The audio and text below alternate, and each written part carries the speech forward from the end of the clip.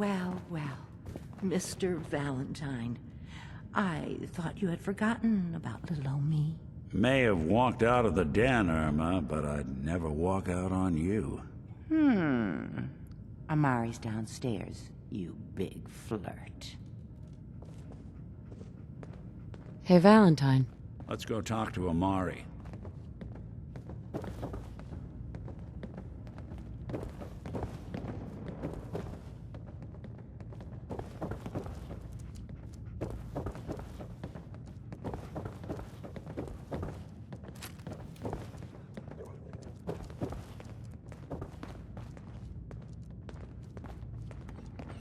Dr. Amari? Yes?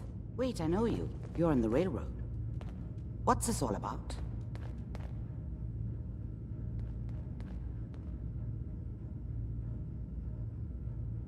This one's all yours, Nick. We need a memory dig, Amari, but it's not going to be easy. The perp, Kellogg, is already cold on the floor. Are you two mad? Putting aside the fact that you're asking me to defile a corpse, you do realize that the memory simulators require intact, living brains to function. Some expert you are.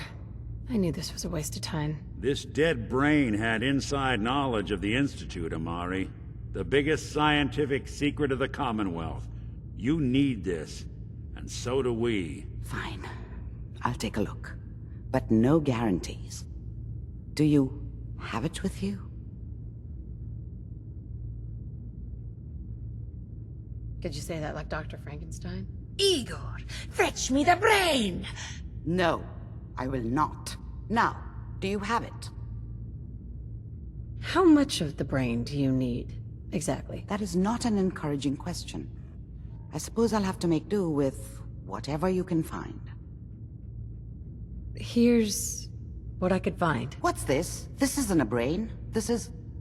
Wait, that's the hippocampus. And this thing attached to it? A neural interface? Those circuits look awfully familiar. I'm not surprised. From what I've seen, all Institute technology has a similar architecture. Nick's an older model synth. Is he compatible? That's exactly what I was thinking. If we are lucky, it should hook right in.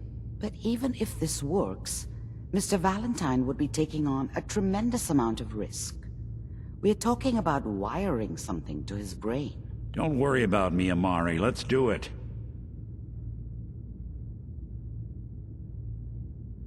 Just don't damage that brain, you two. I need it. Trust me, Amari's hands are the safest place a brain can be. Whenever you're ready, Mr. Valentine, just sit down. If I start cackling like an old grizzled mercenary, pull me out, okay? Let's see here. I need you to keep talking to me, Mr. Valentine.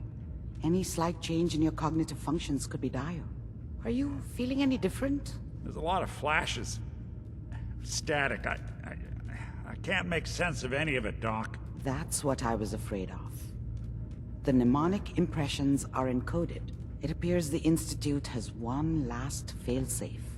There's a lock on the memories in the implant. More problems? Seriously? It's not like anyone has ever done this before.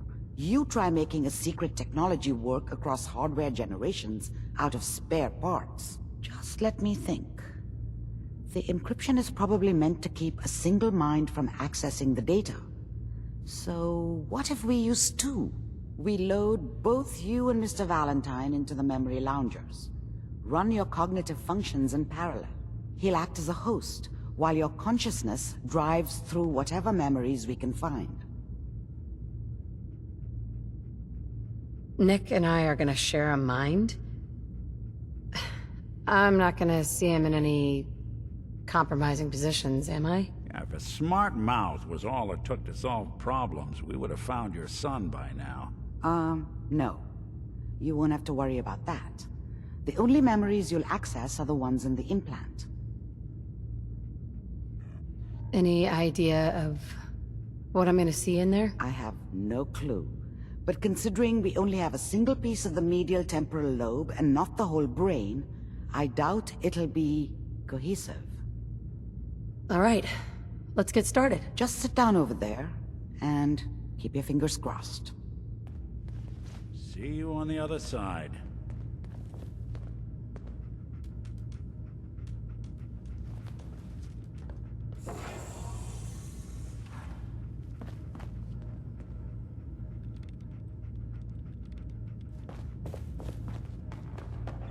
There we go. Battles are won with fists. The literate keep you Wars fed. with wits.